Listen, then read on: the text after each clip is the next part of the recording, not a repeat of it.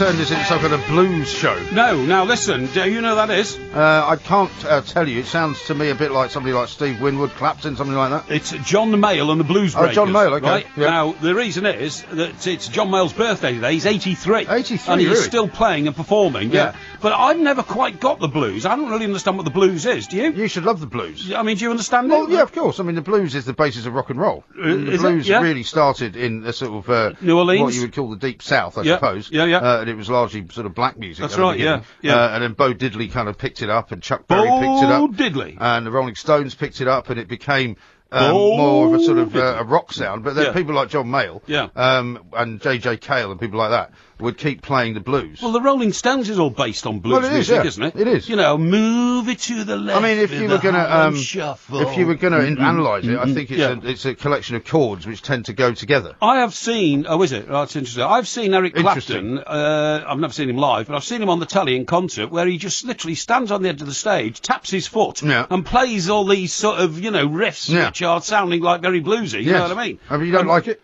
Well, I quite like it, but I couldn't listen to too much of it because he taps his foot and then the audience start clapping. It's great club music. I mean, if you go to a club, and I used to go to this place called Dan Lynch's in New York. Okay. You might not remember, it was down on 14th Street. No, I don't. On the east side, and they just used to have I didn't used to go enough far down, frankly. Well, you didn't like Greenwich Village? Yeah, I like the Village. I never go up over 96, by the way. Well, the Village began pretty much at 14th Street. Yeah, it did actually. Yeah, right. And Dan Lynch's was this great place where you would go, and it was a very basic sort of bar. Yeah. But they would always have a band there, and people would come in and sit in and play the saxophone or play the drums, and it was great. It was fantastic. Lots of very good professional musicians. Sure. And it's that kind of music. Yeah. You have to be in a little dark, dingy place. Yes. Which is very hot. Yes. Listening to some really, really good sort of blues. You see, the Beatles weren't blues at all, were they? No. Nowhere near. They were rock music nowhere or near. something. People have already criticised you for bringing the Beatles into the show as early as the first...